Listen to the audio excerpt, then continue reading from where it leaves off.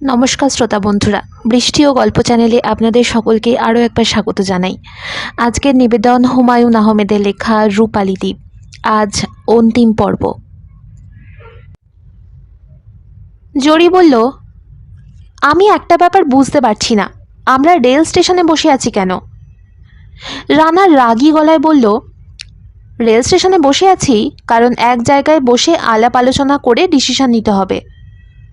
কী decision? Decision হচ্ছে আমরা কি আজ রাতেই কক্সবাজার রওনা হব, না আজ রাতটা চিটাগংয়ে থেকে পরদিন ভোরে রওনা হব। ডিসিশন নিচ্ছি না কেন? হুট করে তো আর ডিসিশন নেওয়া যায় না, চিন্তা ভাবনার ব্যাপার আছে। অনুষ্কা, তোমার কি মত? অনুষ্কা হাই তুলতে তুলতে বলল, তুমি হচ্ছ দলপতি, তুমি ডিসিশন নেবে, তুমি যা বলবে তাই হবে। তুমি যদি বলো রাত 3টায় রওনা হবে, ফাইন উইথ মি। বল্টু বলল, আমাদের খাওয়া দাওয়ার কি হবে রে রানা? খিদায় মরে যাচ্ছি। খিদায় মরে যাবি কি জন্য? একটু আগে সবাইকে 1.5 ফুট সাইজের একটা কলা খাওয়ালাম না? এই কলাই কি আমাদের ডিনার? আচ্ছা একটা কথা বল, আমরা কি খাওয়া দাওয়া করার জন্য বের হয়েছি, না আমাদের অন্য কোনো উদ্দেশ্য আছে? নীরা বলল, ক্ষুধার্ত অবস্থায় কিছুই ভালো লাগে না রানা। সুকান্তের মতো কবির কাছেও ক্ষুধার্ত অবস্থায় পূর্ণিমা চাঁদকে ঝলসানো রুটির মতো মনে হয়েছে। হবে, খাবার ব্যবস্থাও হবে। আগে বাসার খোঁজ খবর করে দেখি। মোতালেব, তুই আয় আমার সঙ্গে। আমি যাব কি জন্য? আমি তো আর দলপতি না, কিংবা দলপতির অ্যাসিস্ট্যান্টও না। রানা রাগ করেও বের হয়ে গেল। সন্ধ্যা হয়ে গেছে, এখন কক্সবাজারে রওনা হওয়া ঠিক হবে না। পথে কোনো আপদ বিপদ হয় কি না কে বলবে। জঙ্গলের ভেতর গাড়ির চাকা পাঞ্চার হয়ে গেল। চাকা ঠিক করা হচ্ছে, এর মধ্যে বেরিয়ে এলো একদল ডাকাত, সঙ্গে এতগুলো মেয়ে। রিস্ক নেওয়া ঠিক হবে না। রাতটা এখানেই থাকতে হবে, স্টেশনের প্ল্যাটফর্মে কাটাতে হবে। হোটেল নেওয়ার প্রশ্নই আসে না। এত টাকা হোটেলওয়ালাকে সে কেন খামোখা দেবে? তাছাড়া অনেক টাকা বাজেটের অতিরিক্ত খরচ হয়েছে। আগে যে বাসা ঠিক করা হয়েছিল তাকে টাকা দিতে হয়েছে। আর একটা রাত স্টেশনের প্ল্যাটফর্মে কাটানো এমন কিছু না। রানা ভোরে রওনা হওয়ার জন্য 12 সিটের একটা লক্কর মুড়ির টিন মার্কা মাইক্রোবাস ঠিক করলো। সেই সবচেয়ে কম ভাড়ায় যেতে রাজি হয়েছে। রাতের খাবার কিনে ফিরল, পরোটা, গোস্ত। অনুষ্কা পরোটা হাতে নিয়ে বলল, গোল গোল এই জিনিসটা কি? রানা থমথমে গলায় বলল, কেন, পরোটা কখনো খাওনি? খেয়েছি, লোহার তৈরি পরোটা খাইনি। এগুলো কিভাবে খায়? খেতে না চাইলে খাবে না, আমাকে বাজেটের দিকেও লক্ষ্য রাখতে হবে। পোলাও কোরমা খাওয়ানো অসম্ভব। খিদে লাগলে খাবে, না লাগলে নাই। গোস্তগুলিও তো মনে হচ্ছে প্লাস্টিকের। রানা বলল, সবাই হাতে হাতে নিয়ে নাও, পার হেড 2টো করে পরোটা। নেই মা কিছু খেলো না, সে ঢাকা চলে যাবে, কিছুতেই থাকবে না। তাকে টিকিট কেটে রাতে ট্রেনে তুলে দিলেই হবে। তাকে অনেক বোঝানোর চেষ্টা করা হচ্ছে, সে বুঝ মানছে না। নীরা বলল, এত কাছে এসে ফিরে যাবি? হ্যাঁ ফিরে যাব। এখন তো আর কোনো সমস্যা নেই। সমস্যা নেই, সমস্যা হবে, আমার শিক্ষা হয়ে গেছে। নীরা বলল, দেখ নেইমা, দারুচিনি দ্বীপ হচ্ছে আমাদের জন্য এক ধরনের তীর্থ। তীর্থে যাওয়ার জন্যে সবাই মন ঠিক করে, অনেকের রওনাও হয়, কিন্তু তারপরও সবার তীর্থ দর্শন হয় না। তুই এত বড় সুযোগ হেলায় হারাবি? হ্যাঁ হারাবো। আমি এত পুণ্যবান নই যে তীর্থ দর্শন করব। তোরা যা। তুই সত্যি যাবি না? না। ঠিক হলো নেইমা ঢাকায় ফিরে যাবে। তার গায়ে জ্বর, এবং বেশ ভালো জ্বর। তাকে একা একা ছেড়ে দেওয়া যায় না, ছেলেদের একজন কাউকে সঙ্গে যেতে হবে। কে যাবে সঙ্গে? রানা বলল, লটারি হবে, লটারিতে যার নাম উঠবে সে যাবে, এটা ফাইনাল ডিসিশন, এছাড়া উপায় নেই। কাগজের টুকরোয় সব ছেলেদের নাম লেখা হবে। নেইমা চোখ বন্ধ করে একটা নাম তুলবে, যার নাম উঠবে তাকে যেতেই হবে। লটারি হলো, নাম উঠল রানার। তার মুখ ফ্যাকাশে হয়ে গেল। সঞ্জু বলল, দলপতি চলে গেলে আমাদের হবে কি করে? দলপতিকে তো যেতেই হবে, রানা থাকুক, আমি যাব। রানা ক্ষীণ গলায় বলল, তুই যাবি? সঞ্জু বলল, যে সব ব্যবস্থা করলো, তাছাড়া আমার চাকরির একটা ইন্টারভিউ আছে, তার প্রিপারেশন দরকার। রানা বলল, তোরা কি মিষ্টি পান খাবি? পান নিয়ে আসি? রানা পান আনার কথা বলে সরে পড়েছে, কারণ তার চোখে পানি এসে গেছে। সঞ্জুটা এত ভালো কেন? মানুষকে এত ভালো হতে নেই, মানুষকে কিছুটা খারাপ হতে হয়। সঞ্জুর ইন্টারভিউ, এই সব বাজে কথা। সে এই কাজটা করলো তার দিকেই তাকিয়ে। ঢাকাগামী ট্রেন ছেড়ে দিচ্ছে। দরজা খুলে সঞ্জু দাঁড়িয়ে আছে।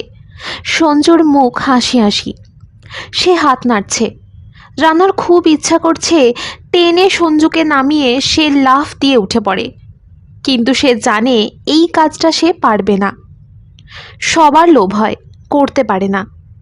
এই পৃথিবীতে খুব অল্প সংখ্যকই মানুষ আছে যারা জীবনের মোহর কাছে পরাজিত হয় না। সে সেই অল্প কয়েকজনের একজন নয়। তার জন্ম হয়েছে লোভের কাছে, মোহের কাছে বারবার পরাজিত হওয়ার জন্য। ইঞ্জিন বসানো ছিপছিপে ধরনের নৌকা, মাথার ওপর এক চিলতে ছাদ, ছাদের নিচে ইঞ্জিন। দেখলে বিশ্বাস হয় না এরা সমুদ্রে মাছ ধরতে যায়, কিন্তু মাঝি যখন বলেছে তখন বিশ্বাস করতে হবে। নৌকায় বাংলাদেশি ফ্ল্যাগ উঠছে। সেন্ট মার্টিন যেতে হলে বার্মার আকিয়াব শহরের পাশ দিয়ে যেতে হবে।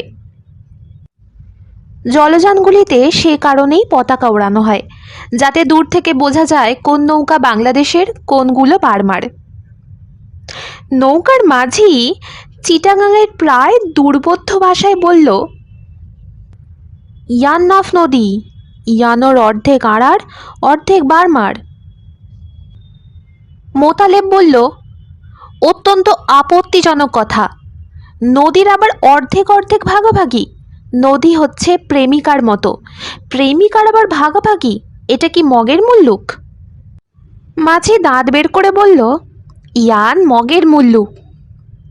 অনুষ্কা বলল, ঢেউ কেমন? আছে, ছেট ছেট গইর। কি বলছেন বাংলা ভাষায় বলুন, ছেট ছেট গইর আবার কি? মাঝি আনন্দিত গলায় বলল, অল্প বিস্তর ঢেউ। ঢেউ যা উঠছে তাকে অল্প বিস্তর বলাটা ঠিক হচ্ছে না। নীরা মুখ কালো করে ঢেউ দেখছে। মুনা বলল, কি নীল পানি দেখেছেন আপা? নদীর পানি এত নীল হয়, আশ্চর্য। নীরা জবাব দিল না। নাফ নদীর নীল পানি তাকে অভিভূত করতে পারছে না। হঠাৎ তার মনে পড়েছে সে সাঁতার জানে না। সে রানার দিকে তাকালো। রানা খুব ব্যস্ত হয়ে নৌকোয় জিনিসপত্র তুলছে। মালামালের সঙ্গে প্রচুর ডাবও যাচ্ছে। রানা কোত্থেকে যেন সস্তা দরে 18টা ডাব কিনেছে। সাগরে মিষ্টি পানির সাপ্লাই। মোতালেব রানাকে সাহায্য করছে। বল্টু দাঁড়িয়ে আছে এক পাশে। বল্টুর মন খুব খারাপ। ট্রেনে ওঠার পর থেকে মুনা তার সঙ্গে একটা কথাও বলেনি। এর মানে সে বুঝতে পারছে না। মুনার পুরো ব্যাপারটাই সবসময় তার কাছে এক ধরনের রহস্য। মেয়েটা তাকে পছন্দ করে না করে না। তাকে সে একটা সোয়েটার কিনে দিয়েছে, ধরে নেওয়া যেতে পারে পছন্দ করে বলেই কিনে দিয়েছে, কিন্তু কথাবার্তায় কিংবা আচার আচরণে তার কোনো প্রমাণ নেই। বল্টুর একবার ধারণা হয়েছিল তার বড় ভাই উপস্থিত বলেই মুনা তার সঙ্গে কথা বলছে না, মেয়েরা আড়াল পছন্দ করে। কিন্তু সঞ্জু তো কাল রাতেই চলে গেছে। এরপরও মুনা কথা বলবে না কেন? বল্টু নিজে থেকে উদ্যোগ নিয়ে আজ ভোরবেলা কথা বলার চেষ্টা করেছে। মুনাকে গিয়ে খুব স্বাভাবিকভাবে বলেছে, মুনা, চা খেতে যাবি? একটা দোকানে দেখলাম গুড়ের চা বানাচ্ছে। মুনা বলল, গুড়ের চা খাওয়ার জন্য আমি খুব ব্যস্ত হয়ে আছি, আপনাকে কে বলল? চিনির চাই খাই না তো গুড়ের চা? চা না খেলে না খাবি, চল হেঁটে আসি। আপনার সঙ্গে হাঁটতে যাব? হ্যাঁ, অসুবিধা আছে? অবশ্যই অসুবিধা আছে। বাটকু লোকের সঙ্গে আমি হাঁটি না। লোকজন দেখে ফিকফিক করে হাসে। তারা মনে মনে বলে, লম্বা মেয়েটা এই মাটকুটার সঙ্গে হাঁটছে কেন? বল্টুর মন এই কথায় অত্যন্ত খারাপ হলো। এই জাতীয় কথা কি কেউ বলতে পারে? বলতে পারা কি উচিত? মুনার দেওয়া সোয়েটার সে এখনও পড়ে আছে। ইচ্ছা করছে সোয়েটারটা খুলে টেকনাফের নদীতে ফেলে দিতে। দরকার নেই শালা সোয়েটারের। রানা বিরক্ত গলায় বলল, তোরা সব হাবার মতো তীরে দাঁড়িয়ে আছিস কেন? আমাদের কি রওনা দেওয়া লাগবে না? জোয়ার ভাটার ব্যাপার আছে, যাকে বলে সমুদ্র যাত্রা। এক্ষুনি রওনা দিতে হবে, নো ডিলে। নীরা নিচু গলায় বলল, আমি যাচ্ছি না। রানা হতভম্ব হয়ে বলল, আমি যাচ্ছি না মানে? আমি সাঁতার জানি না। আমরা তো সাঁতরে যাচ্ছি না, নৌকোয় করে যাচ্ছি। আমার ভয় লাগছে, আমি যাব না। রানা অনেক কষ্টে নিজেকে সামলে নিয়ে শান্ত গলায় বলার চেষ্টা করল, ঢেউ যা একটু নদীতেই দেখা যাচ্ছে, নৌকা সমুদ্রে পড়লেই সব শান্ত, তাই না মাঝি? মাঝি হাসি মুখে বলল, উল্টা কথা না কইও, সাগরে ডাগর ডাগর গইর ঢেউ, তুই না জান। নীরা বলল, অসম্ভব, আমি যাব না। আমাকে বটি দিয়ে কুচি কুচি করে ফেললেও আমি যাব না। অনুষ্কা বলল, শোন নীরা, তীর্থস্থানে সবার যাওয়ার সৌভাগ্য হয় না, অনেকেই খুব কাছ থেকে ফিরে যায়। নীরা অনুষ্কাকে থামিয়ে দিয়ে বলল, সরি, এক সময় আমি এসব কথা বলেছিলাম। আমি সবার কাছে হাত জোড়ো করে ক্ষমা চাচ্ছি, আমি যাব না, প্লিজ না। নীরার গলায় এমন কিছু ছিল যে সবাই বুঝলো নীরা যাবে না। কেউ কিছু বলল না। দীর্ঘ সময় সবাই চুপচাপ। রানার চোখে পলক পর্যন্ত পড়ছে না। জরি বলল, নীরা, সত্যিই যাবি না? না জরি, আমি যাব না। নৌকোয় উঠলেই আমি ভয়ে মরে যাব। আমি পানি অসম্ভব ভয় পাই। তোদের সঙ্গে ঠিক করেছি, কিন্তু আসল কথাটাই কখনো মনে আসেনি। মুনা বলল, তাহলে কি করা হবে? আমাকে নিয়ে কাউকে চিন্তা করতে হবে না, আমি একটা বাস ধরে কক্সবাজার চলে যাব, সেখান থেকে ঢাকা। অনুষ্কা বলল, এটা একটা কথা হলো? আমি যা করছি খুব অন্যায় করছি, আমি সেটা জানি। ভয়কে জয় করতে হবে নীরা। সব ভয় জয় করা যায় না। রানা বলল, এখন তাহলে কি করা? নীরাকে একা একা যেতে দেওয়া যায় না, একজন কাউকে নীরার সঙ্গে যেতে হবে। কে যাবে? বল্টু বলল, আমি আমি নিয়ে যাব। মুনা অবাক হয়ে বল্টুর দিকে তাকিয়ে আছে। কি বলছে এই মানুষটা? সে কি মুনার ওপর রাগ করে বলছে? এত রাগ কেন? মুনার সমস্ত অন্তরাত্মা কেঁদে উঠল। তার চেঁচিয়ে বলতে ইচ্ছা করল, অয়ন ভাই, আপনি যাবেন না, প্লিজ প্লিজ। আমি নিতান্তই দরিদ্র পরিবারের একটা মেয়ে, আপনিও হতদরিদ্র একজন মানুষ। কোনো দিন যে আবার আমরা সমুদ্রের কাছে আসতে পারবো আমার মনে হয় না। কি সুন্দর একটা সুযোগ, আমার উপর রাগ করে আপনি এই সুযোগটা নষ্ট করবেন না। আমি জানি আমি নানানভাবে আপনাকে কষ্ট দিই, আপনাকে আহত করি। কেন করি আমি নিজেও জানি না। প্রতিবার কষ্ট পেয়ে আপনি যখন মুখ কালো করেন, তখন আমার ইচ্ছা করে খুব উঁচু একটা বিল্ডিংয়ে উঠে সেখান থেকে লাফিয়ে রাস্তায় পড়ে যেতে। অয়ন ভাই, বলুন তো, আমার স্বভাবটা উল্টো হলো কেন? কেন আমি 8-10টা মেয়ের মতো স্বাভাবিক হলাম না? আপনার ধারণা আমি খুব বাজে ধরনের একটা মেয়ে। আপনার এই ধারণা সত্যি নয়, খুব ভুল ধারণা। আমি যে কত ভালো একটা মেয়ে সে জানে শুধু আমার মা। একদিন আপনিও জানবেন সেই দিনটার জন্য আমি কত যে আগ্রহ নিয়ে অপেক্ষা করছি। অয়ন ভাই, আমাদের আর্থিক অবস্থাটা যে কতটা খারাপ সেটা তো আপনি জানেন। তারপরও মার সংসার খরচের টাকা চুরি করে আপনার জন্য একটা সোয়েটার কিনলাম। আপনার একটাই সোয়েটার, সেটাও অনেকখানি ছেঁড়া। ছেঁড়া ঢাকার জন্য আপনি সব সময় সোয়েটারের উপর একটা শার্ট পরেন। একদিন আমাকে বললেন, মানুষ কেন যে শার্টের ওপর সোয়েটার পরে আমি জানি না, কি বিশ্রী লাগে দেখতে, মনে হয় শার্টের ওপর একটা ভারী গেঞ্জি পরে আছে। আপনার কথা শুনে সেদিন আমি কি যে কষ্ট পেয়েছিলাম। সারা রাত কেঁদেছি আর বলেছি, কেন একজন মানুষ আপনার মতো দরিদ্র হলো, আর কেন আরেকজন হলো শুভ্র ভাইয়ার মতো ধনী।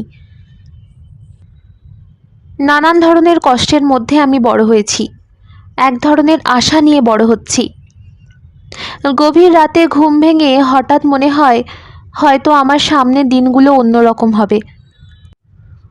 অয়ন ভাই, আমি একটা ঘোরের মধ্যে আপনার সঙ্গে দৌড়তে দৌড়তে ট্রেনে উঠে পড়লাম। সবাই আমার দিকে চোখ বড় বড় করে তাকাচ্ছিল, কিন্তু আমি একটুও লজ্জা পেলাম না। মনে মনে বললাম, এই ব্যাপারটা নিয়তি সাজিয়ে রেখেছে, নিয়তি চাচ্ছে আমি যাই আপনাদের সঙ্গে। রাতে এক সময় আপনারা সবাই ঘুমিয়ে পড়লেন, আমি কিন্তু জেগে রইলাম। জেগে জেগে ঠিক করলাম দারুচিনির দ্বীপে নেমে আমি কি করব জানেন? আমি আপনার কাছে গিয়ে বলবো, অয়ন ভাই আসুন তো আমার সঙ্গে, সমুদ্রে কোমর পর্যন্ত ডুবিয়ে দাঁড়াই। আপনি অবাক হয়ে আসবেন আমার সঙ্গে। আমি এক সময় বলবো, আমার কেমন যেন ভয় ভয় লাগছে, আপনি আমার হাতটা একটু ধরুন তো। আপনি হাত ধরবেন এবং সঙ্গে সঙ্গে আমি বলবো, অয়ন ভাই আমি আপনাকে নিয়ে এত ঠাট্টা তামাশা করি, আমি জানি আপনি খুব রাগ করেন, কিন্তু আমি যে আপনাকে কতটা ভালোবাসি তা কি আপনি জানেন? এই সমুদ্রে যতটা পানি আছে, বিশ্বাস করুন অয়ন ভাই, আপনার প্রতি আমার ভালোবাসা তার চেয়ে অনেক অনেক গুণ বেশি। অয়ন ভাই, এখন যদি আপনি চলে যান তাহলে আমি কথাগুলো কিভাবে বলবো?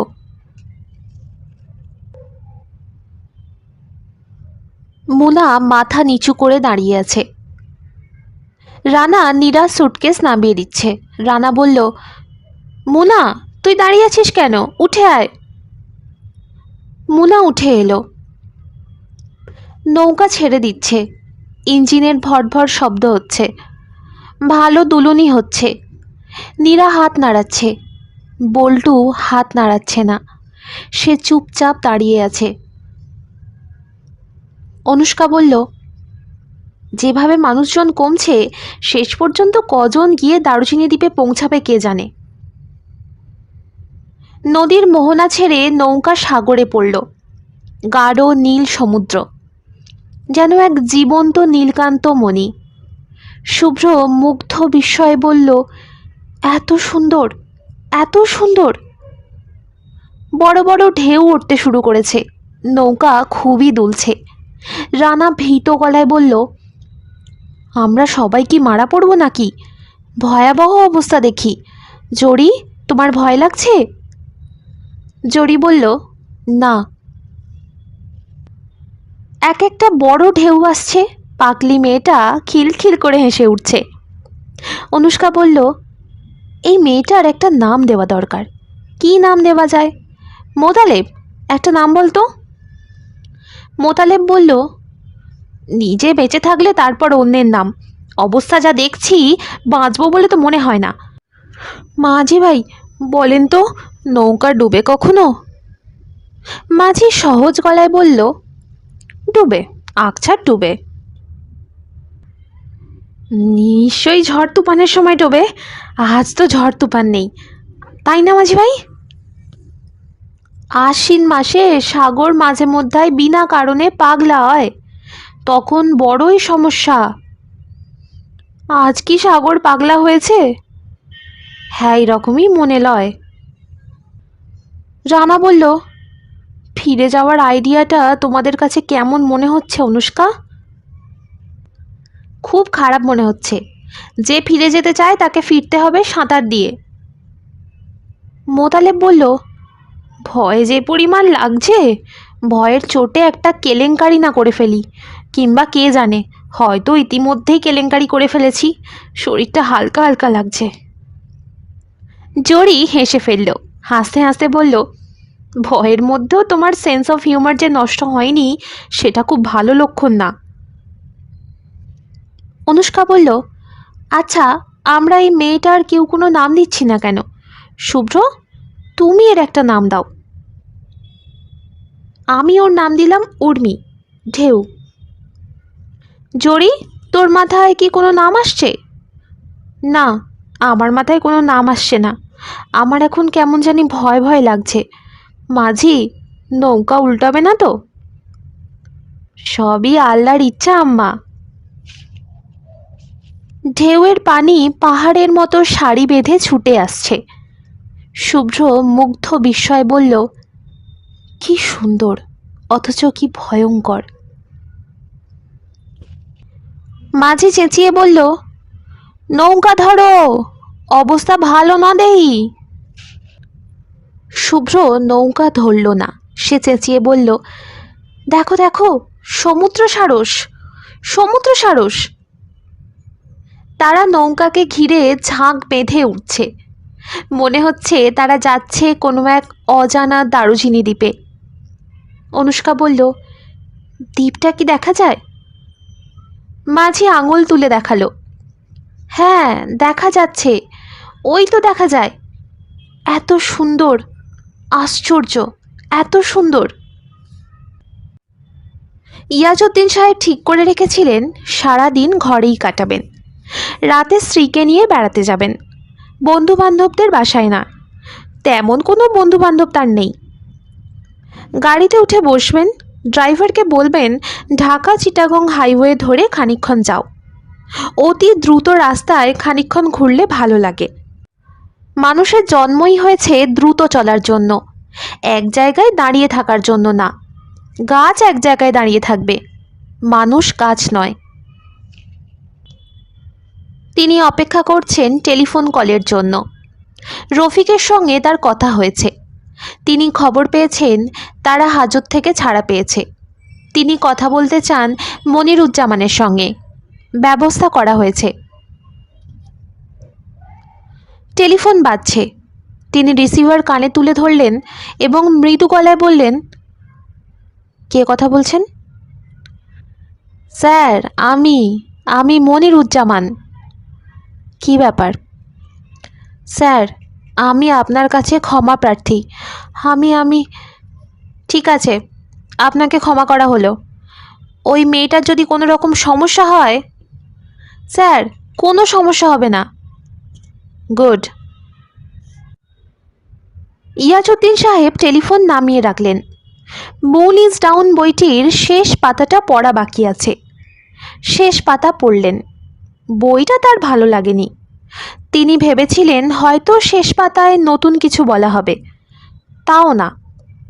বইটাতে এমন এক জগতের কথা বলা হয়েছে যে জগতের অস্তিত্ব আছে শুধুই কল্পনায়।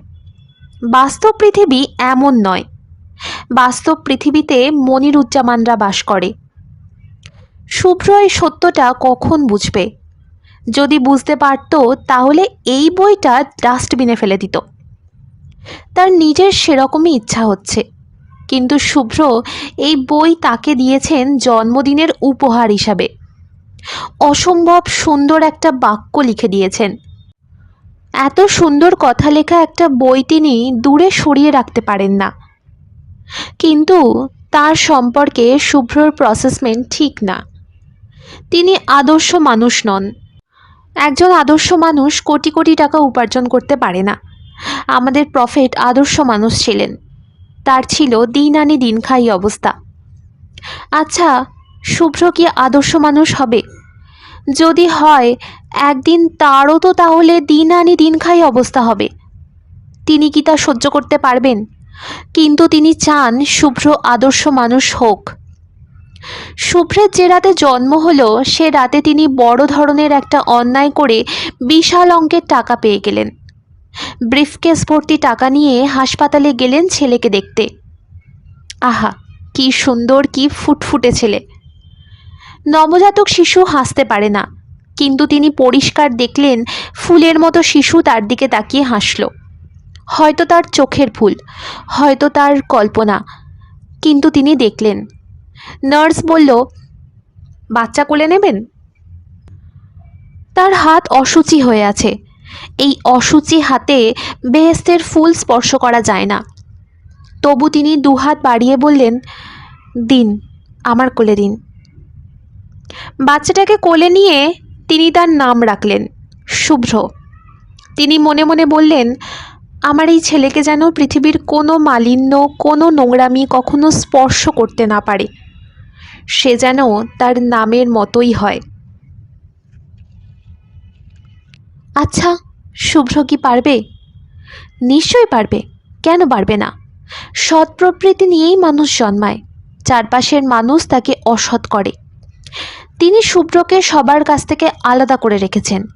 পৃথিবীর কোনো মালিন্য শুভ্রের কাছে ভিড়তে দেননি। তিনি কোটি কোটি টাকা শুভ্রর জন্য রেখে যাচ্ছেন। টাকার পরিমাণ কল্পনার উপরে। এই অর্থ সৎ অর্থ নয়। শুভ্র এই অর্থ দিয়ে কি করে তা তার দেখার ইচ্ছা। মৃত্যুর পর কোনো একটা জগৎ যদি সত্যি থাকে, তাহলে সেখান থেকে তিনি খুব আগ্রহ নিয়ে ছেলের কাণ্ড কারখানা দেখবেন। ইয়াজউদ্দিন সাহেব গাড়ি বের করতে বলে স্ত্রীর খোঁজে গেলেন। নিশিরাতে হাইওয়েতে ছুটে বেড়ানো রাহেলার পছন্দের কর্মকাণ্ডের একটা নয়। তিনি হয়তো যেতে চাইবেন না। রাহেলার ঘর অন্ধকার।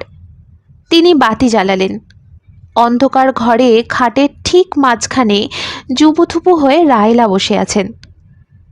কি হয়েছে? রাহেলা ক্ষীণ গলায় বলল, কিছু না। ঘর অন্ধকার করে এভাবে বসে আছো কেন? আমার শুভ্রের জন্য খুব খারাপ লাগছে। আবার দুশ্চিন্তা করছো?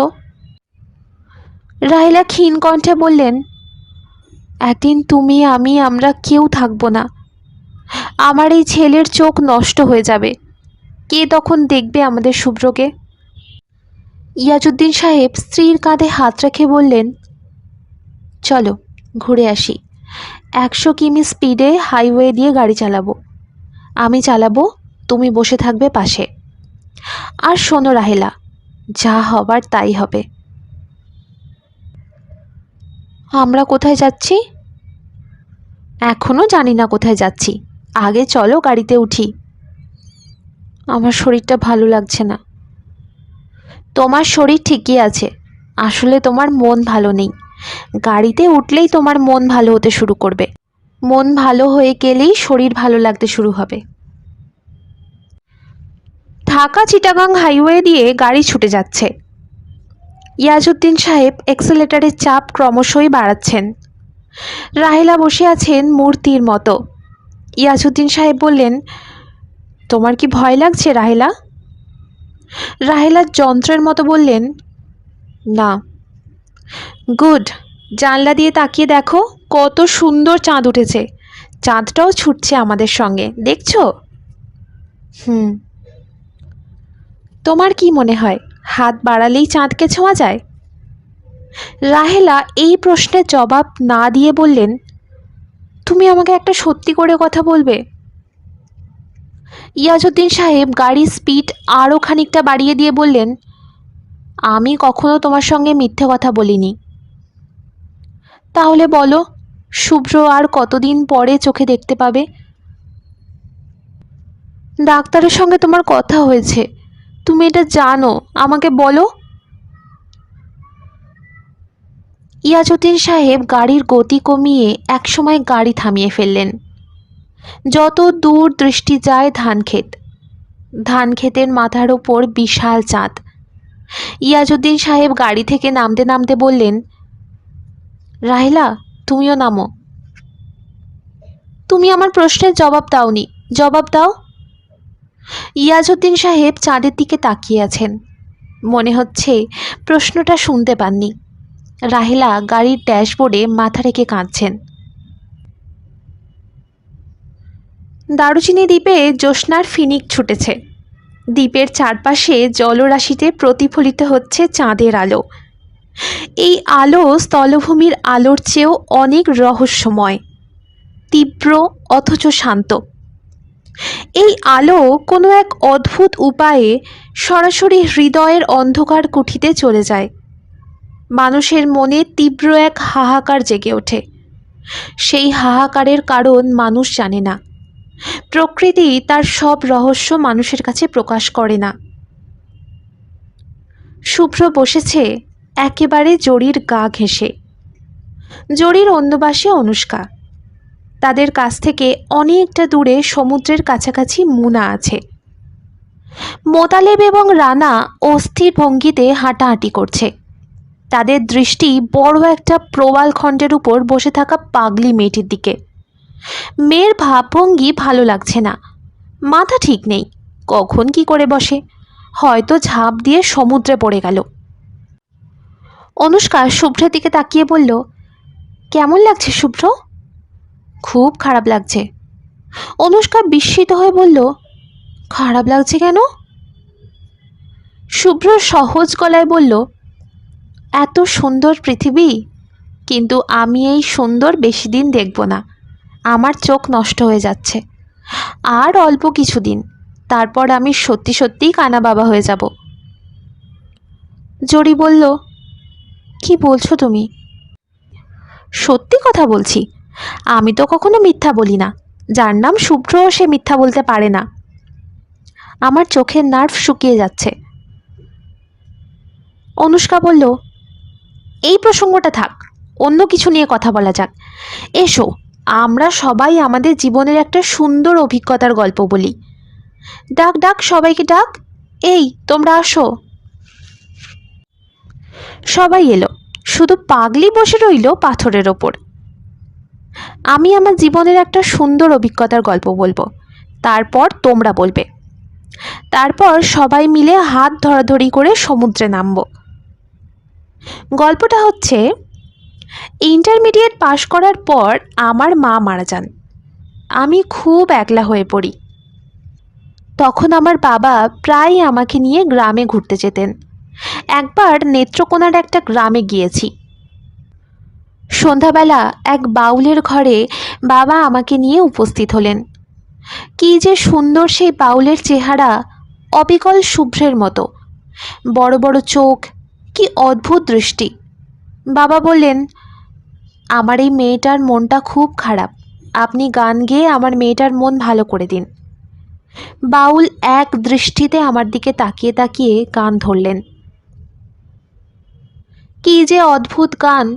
আমার শরীর থরথর করে কাঁপতে লাগলো। ইচ্ছা করলো কাঁদতে কাঁদতে বাউলকে বলি, আমি আপনার কোলে বসছি, নিন আমাকে আদর করুন। বলতে বলতে অনুষ্কার চোখে পানি এসে গেল। সে চোখ মুছল না, জল ভরা চোখে জরির দিকে তাকিয়ে হাসল। জরি ছটপটে গলায় বলল, আমার কেমন জানি লাগছে শুভ্র, আমার কেমন জানি লাগছে। অনুষ্কা জরির হাত ধরে ফেলল। ভীত গলায় বলল, তুই এমন করছিস কেন? তোর হাত পা কাঁপছে। জরি বলল, তুই আমার হাত ছাড়, আমি সমুদ্রে নামব। অসম্ভব, আমি তোকে ছাড়বো না। রানা বলল, পাগলি মেয়েটাকে তো দেখছি না, ও কোথায়? মোতালেব আঙুলের ইশারা করে দেখালো, ওই তো মেয়েটা সমুদ্রের ধার ঘেঁষে ছুটে যাচ্ছে।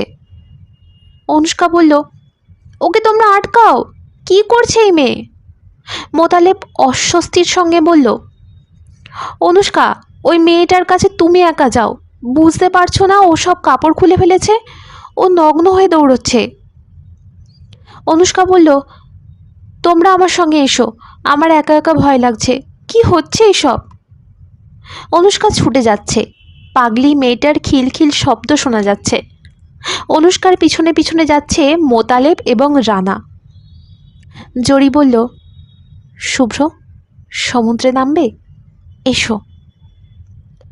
শুভ্র বলল, এখন সমুদ্রে নেমো না জড়ি, আমার কেন জানি ভালো লাগছে না।